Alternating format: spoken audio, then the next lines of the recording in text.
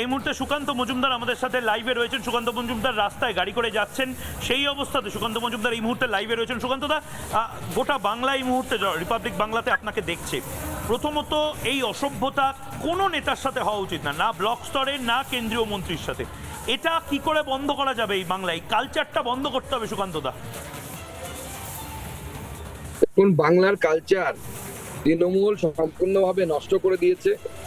এই কালচার যদি ঠিক করতে হয়, এই তৃণমূল নামক অপসংস্কৃতি যে রাহু বাংলাকে গ্রাস করেছে, বাংলার রাজনীতিকে গ্রাস করেছে, সেই রাহুকে আগে সবার আগে এই কালসর্প দোষকে বাংলার ভাগ্যাকাশ থেকে দূর করতে হবে, এবং সেটা রাজনৈতিক ভাবেই করতে হবে। বাংলার মানুষকে সামনে এগিয়ে এসেই করতে হবে, নচেত এই বাংলা শেষ হয়ে যাবে।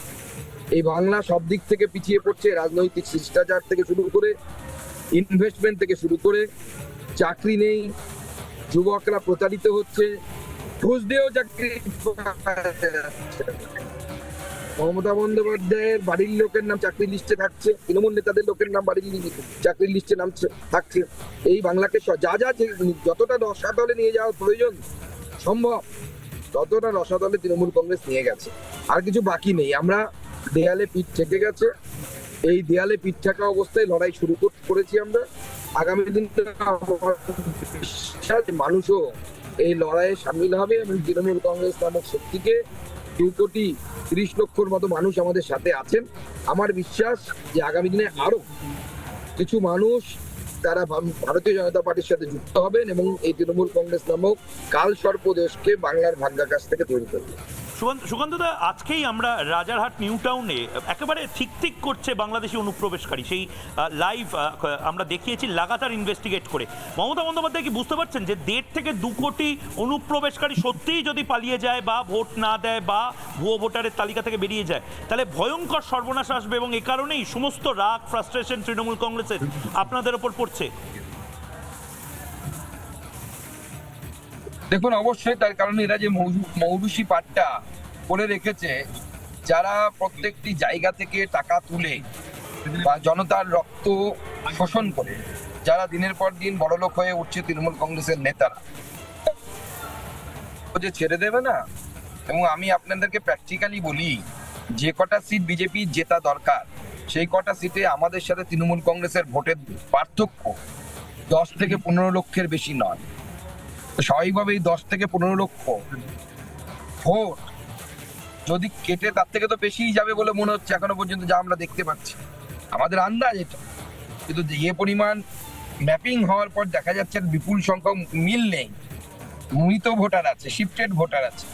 স্বাভাবিকভাবে সেই ভোটগুলো বাদ চলে গেলে তৃণমূল কংগ্রেসের জেতার আশা আর কোনোভাবে থাকবে না। রাখতে হবে এতদিনের জমিদারি, লক্ষ লক্ষ কোটি কোটি টাকার মালিক, তাদের চার্টারে যাতায়াত করা, বাংলার মানুষ, সাধারণ মানুষ, আমি আপনি যে গাড়িতে চড়তে পারার স্বপ্ন দেখি না সেরকম গাড়িতে চড়া, এই সমস্ত কিছু ছিনিয়ে নেবে বাংলার জনগণ। তার জন্য তো রাগ হবে না, এটুকু অত্যন্ত স্বাভাবিক, রাখতে হবে। কিন্তু তাই বলে নদিয়াতে আমরা কোচবিহার বা মুর্শিদাবাদে এরকম হিংসা দেখেছি, নদিয়া নবদ্বীপে আমি বারবার অবাক হয়ে যাচ্ছি, মানে ধর্মের জায়গাতে এরকম পাথরবাজি কেন হবে? এখন তৃণমূল কংগ্রেস যেখানেই থাকবে সেখানে অধর্মই থাকবে, সেখানে ধর্মর আশা করা যায় না। তৃণমূল কংগ্রেস শক্তিটার জন্মই হয়েছে হচ্ছে নেতিবাচক শক্তি থেকে এবং অধর্ম করার। স্বাভাবিকভাবে এদের কাছ থেকে এর থেকে ভালো কিছু আপনি এক্সপেক্ট করলে হবে না। কেউ কি ভেবেছিল মমতা বন্দ্যোপাধ্যায় ভালো রাজ্য চালাবে? কেউ ভাবেনি, কেউ আশাও করে, এখনো করে না। মমতা বন্দ্যোপাধ্যায়ের নেতৃত্বে রাজ্য রসাতলে যাবে সবাই জানতো, তখন সবাই সিপিএম এর উপর অতিষ্ঠ হয়ে গেছিল যে সিপিএম কে হারাতে হবে, যেমন করে সিপিএম কে সরাতে হবে। অনিল বসু, সুশান্ত ঘোষ, এই সমস্ত দর্দন্ত প্রতাপ নেতাদের দৌরাত্ম মানুষ সহ্য করে নেয়নি।